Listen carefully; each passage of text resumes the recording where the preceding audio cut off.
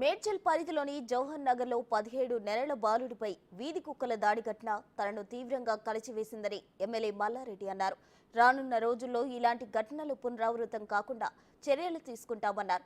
అంతేకాక డ్రగ్స్ వినియోగం, అసాంఘిక కార్యకలాపాలపై చర్యలు తీసుకుంటామంటున్న మేడ్చల్ ఎమ్మెల్యే మల్లారెడ్డితో మా ప్రతినిధి రాంప్రసాద్ ఫేస్ టు ఫేస్. 17 నెలల బాబుపై వీధి కుక్కలు దాడి చేసి గాయపరిచిన ఘటనలో అయితే 17 నెలల విహాన్ అనేటువంటి బాబు అయితే మృతి చెందడం జరిగింది. దానికి సంబంధించి మేడ్చల్ నియోజకవర్గ ఎమ్మెల్యే మల్లారెడ్డి కూడా వారి కుటుంబాన్ని పరామర్శించడం జరిగింది. ప్రస్తుతం మనతో మల్లారెడ్డి గారు మాట్లాడే ప్రయత్నం చేస్తారు. సార్ చెప్పండి, 17 నెలల బాబు వీధి కుక్కల ఘటనలో చనిపోవడం జరిగింది. వారి కుటుంబాన్ని కూడా మీరు పరామర్శించారు. ఎలాంటి జరిగింది అసలు ఘటన? చాలా బాధాకరణం. నాకు కూడా చాలా బాధ అనిపించింది, దుఃఖం కూడా వచ్చింది.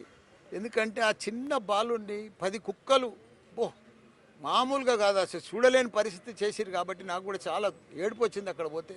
నేను ఆ ఫోటోలు కూడా చూస్తే, నేను నిన్న లేను, శబరిమల పోయి వచ్చిన, రాత్రి వచ్చిన, రాగానే వస్తే చాలా ఇబ్బందికరం అనిపించి ఇటువంటి ఘటన మళ్ళా కాకుండా రిపీట్ కాకుండా నేను అందుకే ఇవాళ స్పెషల్ మీటింగ్ పెట్టిరు. మా మేయర్ గారు, డిప్యూటీ మేయర్ గారు, మా కార్పొరేటర్లు అందరూ కూడా దీని మీద ఇమీడియట్గా మనం ఏదో చేతులు కాలినాక ఆకులు పట్టుకునేది కాదు పరిస్థితి. మనం ఇయ్యాలటి సంది మనం కార్పొరేటర్లం 28 మంది 28 వార్డులల్లో ప్రతి ఒక్కరు కూడా తన వంతు క్లీనింగ్ కానీ, నాలలు కానీ, ఈ చికెన్ దుకాన్లు కానీ, మటన్ దుకాన్లు కానీ ఆ జిహెచ్ఎంసీకి వెళ్ళి బయటికి వెళ్ళి తెచ్చి వాళ్ళ వేస్టేజ్ అంతా ఇక్కడ వేస్తూ ఉన్నారు. కుక్కలు బాగా ఇదైపోయినాయి, బాగా ఆహారం తిని తిని తిని తిని. కాబట్టి ఇటువంటి రాకుండా వాళ్ళకు కూడా ఫుడ్ ఇన్స్పెక్టర్లకు కూడా చెప్పినాం. దాబాలు, హోటళ్ళు, చికెన్ దుకాన్లు ఇవన్నీ కూడా చెక్ చేయమన్నాం. మొత్తం ఎక్కడదక్కడ అరెస్ట్ చేయమని చెప్పినాం. ఎవరికి వాళ్ళు బయట వేయకుండా చూడమని చెప్పినాం. ఉన్నది మాత్రం పిచ్చి చెట్లు ఇవన్నీ కూడా ఓపెన్ ప్లేస్లలో కూడా క్లీన్ చేయమని చెప్పినాం. అందరూ కూడా మా కార్పొరేటర్లు అందరూ కూడా మీకు చెప్పిన మీ డ్యూటీ ఇది, మీకు ఇంకా 6 నెలలు ఉంది, మీరు ఇప్పుడు పని చేయకపోతే కష్టం అవుతుంది. ఇటువంటి బాలుని చూస్తే మనకే బాధ అనిపిస్తుంది. మళ్ళీ రిపీట్ కాకుండా చూడండి. కుక్కలను కూడా పట్టిస్తూ ఉన్నారు. నిన్న 60 కుక్కలు పోయినాయంట, ఈ రోజు 40 కుక్కలు పోయినాయంట. ఎక్కడ జిహెచ్ఎంసీకి వెళ్ళి తెచ్చి ఇక్కడ ఇడుస్తూ ఉన్నారు. అది కూడా వదలకుండా అక్కడ హెచ్ఎండిఏకి కూడా రాయమని చెప్పినాం. సార్, మనం అదేవిధంగా చూస్తే అక్కడ కుక్కలతో పాటు కొంత అసాంఘిక కార్యకలాపాలు కూడా, డ్రగ్స్ కానీ అవన్నీ కూడా కొంత ఇబ్బంది ఉంది. పోలీసులకు చెప్పినా కూడా పట్టించుకోలేదు అంటారు. మీరు దానిపైన ఎలాంటి ఆదేశాలు ఇస్తారు? తప్పకుండా ఇవన్నీ కూడా రేపు ఇన్ఛార్జ్ మంత్రిని కలుస్తాం, కలెక్టర్ని కలుస్తాం. ఎందుకంటే రేపు సిపి గారిని కూడా కలుస్తాం. ఎందుకంటే ఇక్కడ ఎట్లా అంటే జవహర్ నగర్ అంటే భారతదేశంలో ఉన్న ఎంతమంది జాతులు ఉన్నాయో, ఎంతమంది రకాలు ఉన్నారో ఆ జనాలంతా ఇక్కడ వస్తారు.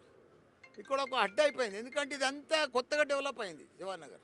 పేదలు, కూలీలు, నాలీలు, కష్టపడేటోళ్ళు, పని చేసుకునేటోళ్ళు, అందులో వేళ్ళు ప్రతి ఒక్కరు ఇక్కడ ఉన్నారు కాబట్టి, నివసిస్తున్నారు కాబట్టి ఒక చిన్న జవహర్ నగర్ ఇలా 2.5 లక్షల జనాభా దాకా అయిపోయింది.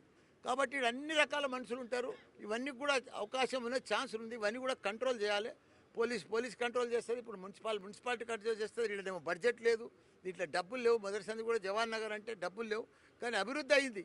అభివృద్ధి అయినాక ఇంకా వస్తూ ఉన్నారు, చేస్తూ ఉన్నారు. కాబట్టి రేపటి సంది కలెక్టర్ దగ్గరికి, ఇన్ఛార్జ్ మంత్రి దగ్గరికి, అవసరం వస్తే హెల్త్ మినిస్టర్ తానికి, మళ్ళీ సీఎం తానికి కూడా పోయి. సార్, బ్రతుకు తెరువు కోసం సిద్దిపేట నుంచి ఇక్కడికి రావడం జరిగింది. విహాన్ తల్లిదండ్రులు లక్ష్మి అండ్ భరత్ వాళ్ళు కూడా, వాళ్ళకి నీడ కూడా లేదు. వాళ్ళకి ఏ విధంగా ధైర్యం కల్పిస్తారు అంటే ఎలాంటి? తప్పకుండా రేపు మా ఇన్ఛార్జ్ మంత్రానికి పోయి వాళ్ళకి ఏదైనా డబల్ బెడ్రూమా ఏదైనా ఉండేటట్టు కలెక్టర్తో కూడా రేపు మాట్లాడతాం, లెటర్ కూడా ఇస్తాం. వాళ్ళకి ఏదైనా సాయం కూడా చేస్తామని కూడా చెప్తాం. Thank you. ఇది పరిస్థితి. మొత్తంగా చూసుకున్నట్లయితే ఇక్కడ ఎమ్మెల్యే మల్లారెడ్డి కూడా వారిని కలవడం జరిగింది. వాళ్ళతో వీడియో కాల్ మాట్లాడుతూ కూడా వాళ్ళని పరామర్శించింది. ఎందుకంటే వాళ్ళు అంత్యక్రియల్లో భాగంగా అయితే నిన్న సిద్దిపేటకు వెళ్ళడం జరిగింది. ఈ క్రమంలోనే వారిని ఇక్కడ స్థానిక నాయకులతో అయితే కాంటాక్ట్ చేయడం జరిగింది. వారికి భరోసా కూడా కల్పించడం జరిగింది. రానున్నటువంటి రోజుల్లో వారికి ఇక్కడ ఆశ్రయం కల్పించే విధంగా డబుల్ బెడ్రూమ్ ఇల్లు కూడా కేటాయించేందుకు తన వంతుగా సహకారం అందించడం పాటు ప్రభుత్వం నుంచి కూడా ఆర్థిక సాయం అందించేందుకు ఇన్ఛార్జి మంత్రి శ్రీధర్ బాబుతో కానీ, అదేవిధంగా రాష్ట్ర ముఖ్యమంత్రి రేవంత్ రెడ్డి దృష్టికి కూడా ఈ యొక్క సమస్యను తీసుకువెళ్ళి అయితే పరిష్కారం పొందే విధంగా అయితే తన సహకారం అందిస్తానని అయితే మనతో మల్లారెడ్డి చెప్తున్నారు. కెమెరామెన్ హరితో రాంప్రసాద్, బిగ్ టీవీ.